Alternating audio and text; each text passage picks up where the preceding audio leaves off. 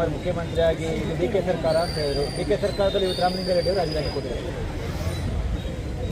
D K Shivakumar ಮುಖ್ಯಮಂತ್ರಿಗಳು, ಸಿದ್ದರಾಮಯ್ಯನವರ ಸಚಿವ ಸಂಪುಟ ಮೊದಲನೆಯ ವಿಕೆಟ್ ಪತನ ಆಗಿರುವಂಥದ್ದು.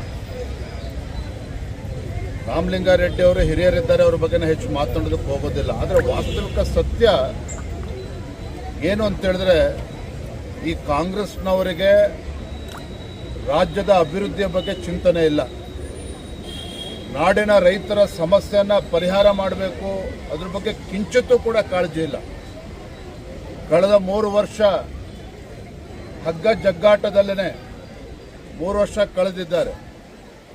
ಯಾವುದೇ ಒಬ್ಬ ಸಚಿವ ನಾಮಕವಾಸ್ತೆಗೆ ಉಸ್ತುವಾರಿ ಸಚಿವರಷ್ಟೇ. ರಾಜ್ಯದ ಸಚಿವರು ಏನಿದ್ದಾರೆ ತಮ್ಮ ಜಿಲ್ಲೆಗಳಿಗೆ ಸೀಮಿತ ಆಗಿದ್ದರೆ ಹೊರತು ರಾಜ್ಯದ ಯಾವುದೇ ಜಿಲ್ಲೆಗೆ ಪ್ರವಾಸವನ್ನು ಮಾಡಲಿಲ್ಲ. ಆದರೆ ಈಗ ಡಿ ಕೆ ಶಿವಕುಮಾರ್ ಅವರ ನೇತೃತ್ವದಲ್ಲಿ ಸರ್ಕಾರ ಅಸ್ತಿತ್ವಕ್ಕೆ ಬಂದಿದೆ.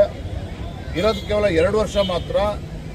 ಈಗ ಮತ್ತೆ ಹಗ್ಗ ಜಗ್ಗಾಟ, ಯಾವ ಪೋರ್ಟ್ಫೋಲಿಯೋ ತೆಗೆದುಕೊಳ್ಬೇಕು, ಯಾವ ಜಿಲ್ಲೆ ಉಸ್ತುವಾರಿಯನ್ನು ಪಡೆದುಕೊಳ್ಬೇಕು, ಇದರ ಕಿತ್ತಾಟದಲ್ಲಿ ಇವತ್ತು ರಾಮಲಿಂಗಾರೆಡ್ಡಿ ಅವರೇ ಇವತ್ತು ರಾಜೀನಾಮೆ ನೀಡಿದ್ದಾರೆ.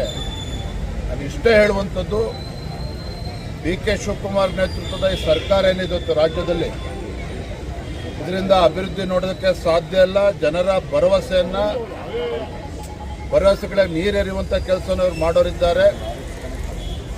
ರಾಜ್ಯದ ಜನರ ಅಪೇಕ್ಷೆ ಇದೆ, ಇಂಥ ಬಡವರ ವಿರೋಧಿ, ಜನ ವಿರೋಧಿ ಕಾಂಗ್ರೆಸ್ ಸರ್ಕಾರವನ್ನು ಕಿತ್ತೊಗೆಯಬೇಕು, ಮುಂದೆ ಭಾರತೀಯ ಜನತಾ ಪಾರ್ಟಿ ಸರ್ಕಾರ ಬರಬೇಕು. ಇದು ನಮ್ಮ ಅಪೇಕ್ಷೆಗಿಂತ ಹೆಚ್ಚಾಗಿ ರಾಜ್ಯದ ಜನರ ಅಪೇಕ್ಷೆನೂ ಕೂಡ ಇದಿದೆ. ಹಾಗಾಗಿ ಒಬ್ರಿಗೊಬ್ಬರು ಕಾಲು ಎಳೆಯೋದ್ರಲ್ಲೇ 2 ವರ್ಷ ಕಳೀತಾರೆ. ಆದರೆ ಅದಕ್ಕಿಂತ ಮುಂಚಿತವಾಗಿಯೇ ಮಧ್ಯಂತರ ಚುನಾವಣೆ ಬಂದರೂ ಕೂಡ ಆಶ್ಚರ್ಯ ಇಲ್ಲ. ಇದು ವಾಸ್ತವಿಕ ಸತ್ಯ. ತಯಾರಾಗಿದೆ ಬಿಜೆಪಿ ಮಧ್ಯಂತರ ಚುನಾವಣೆ.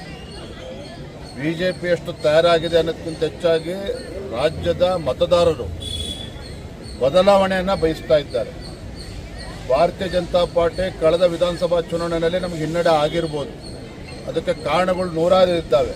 ಆದರೆ ಇವತ್ತು ರಾಜ್ಯಾದ್ಯಂತ ನಮ್ಮ ಪಕ್ಷದ ಕಾರ್ಯಕರ್ತರು ಸಹ ಯಾವುದೇ ಸಂದರ್ಭದಲ್ಲಿ ಚುನಾವಣೆ ಬಂದರೂ ಕೂಡ ಸಜ್ಜಾಗಿದ್ದೇವೆ ಅನ್ನುವ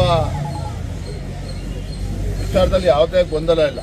ಕಾರ್ಯಕರ್ತರು ಕೂಡ ತಯಾರಿದ್ದಾರೆ, ಮತದಾರರು ಕೂಡ ನಮ್ಗೆ ಆಶೀರ್ವಾದ ಮಾಡ್ತಕ್ಕಂಥ ವಾತಾವರಣ ರಾಜ್ಯದಲ್ಲಿ.